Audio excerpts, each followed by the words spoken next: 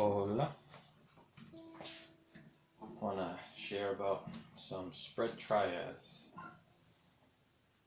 We're going to play a 1, 6, 2, 5 progression in the key of C, which is C, A minor, D minor, G, G7. So we're going to use, instead of just C, A minor, D minor, G, we're going to take those notes out of the triad, C, G, E, play it in that order. So we're going to play the root fifth and the third.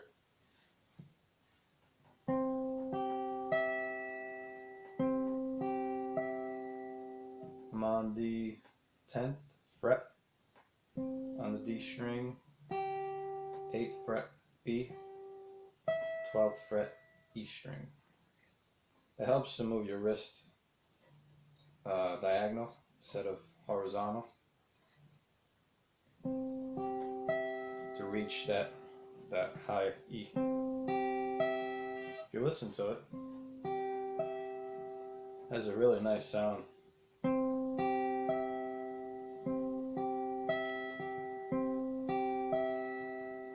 The C is going to move down a third, C, B, A, for the A minor, and play the E, C. So I'm on the 7th fret, D string, 9th fret, G string, and 8th fret, E string. Again, playing the root, 5th, 3rd, flat 3rd, minor 3rd.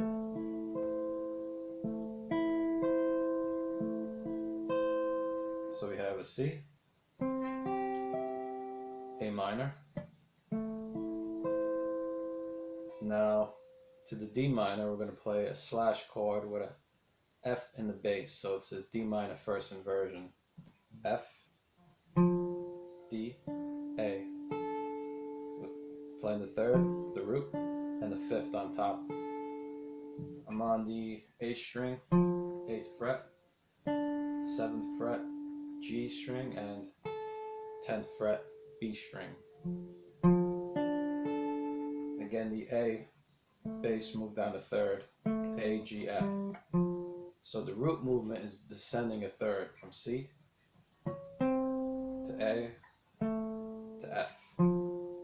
Gives a nice little melodic pattern. And the F now can move up a step to G. For the G7, we're just going to play the G, F, flat at 7, and the 3rd. There's no 5th. And I'm on the 10th fret, A string, 10th fret, G string, and 12th fret B. So we have the C, A minor, D minor slash F to G7. Now the G dominant is leading you back to the C. That B wants to resolve up by half step to the C, and that F wants to resolve down to E. If you listen to it, that's how you resolve that tritone.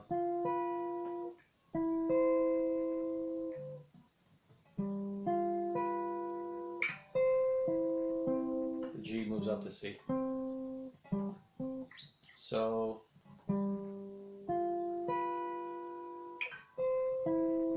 in order to make it a 4-bar progression, I'm going to play half dominant 7th to C in the last measure, so it fits 4 even measures. So this is what it sounds like.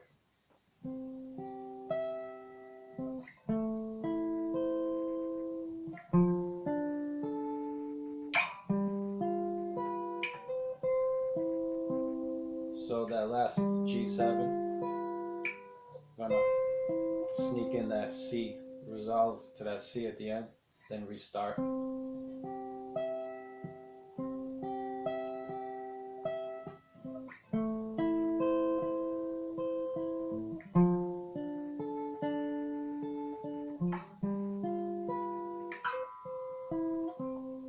This is the pattern I came up with. Oop. Hold on.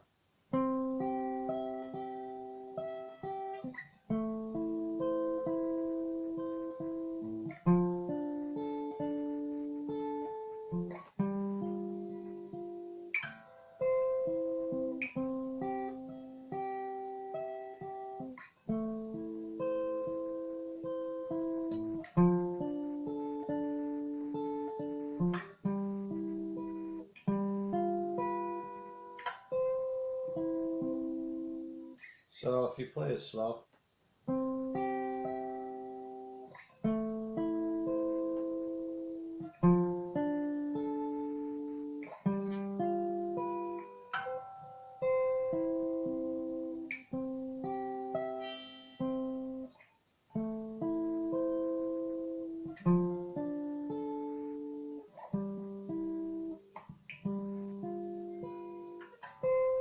it has a really nice sound. One more time.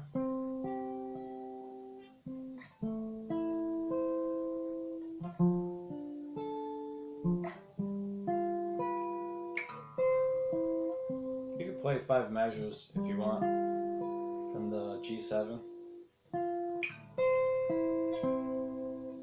We'll go C, A minor, D minor / F to G7, resolve back to the tonic. One last time.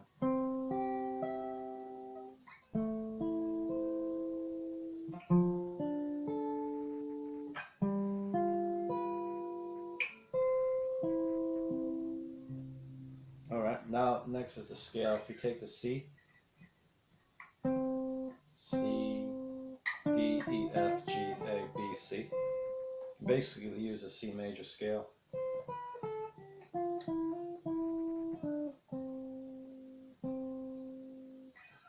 You can also take the C major in the chord shapes, the cage system. You have the G shape, you have the E shape,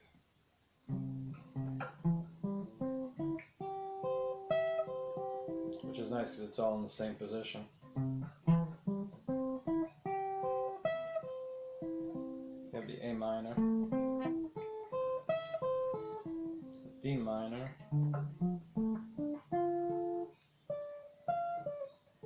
to the G.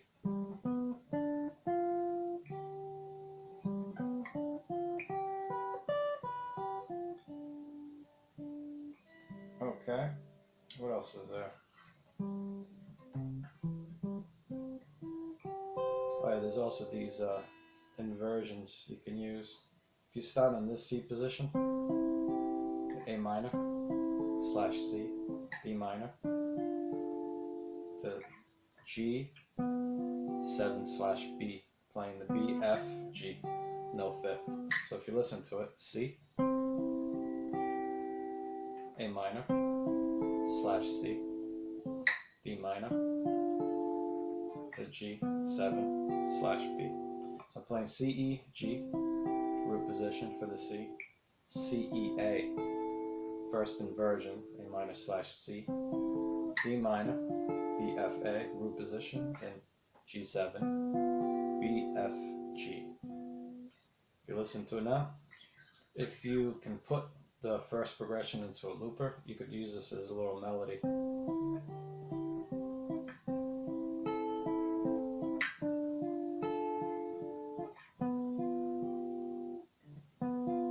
Again, the B resolves to the C, and the F resolves to the E, which gives you a nice other pattern. It's actually the inversion. Instead of F, B, you're now playing B, F, So the chord progression is playing F to B, which is, and the melody is playing B, F. Two different inversions of B and F, or an F and B. Okay, so the idea is just ideally put this in a looper, the first pattern.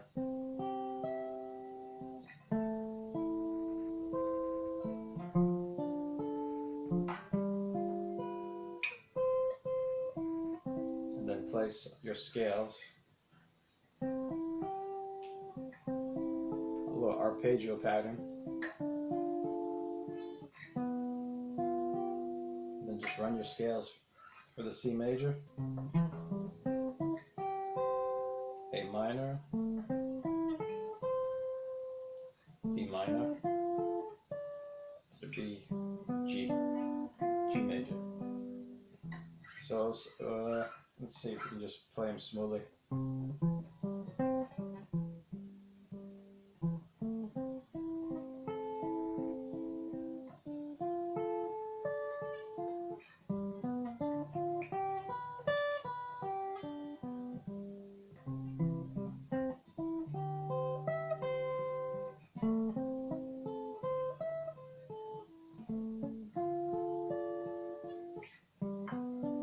If you use the cage system, the C is coming out of the E shape. The A minor is actually coming out of the C shape, but we're dropping the third down from C sharp to C, making it a minor. Again, up here, dropping the third, C sharp. So instead of A major, now have A minor. The D minor is coming out of the E shape, just dropping it down to the third, F sharp to F, making it a minor.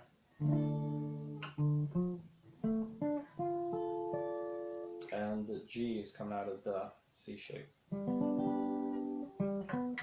adding the F for a dominant. So we put it all together: C, A minor, D minor, to G.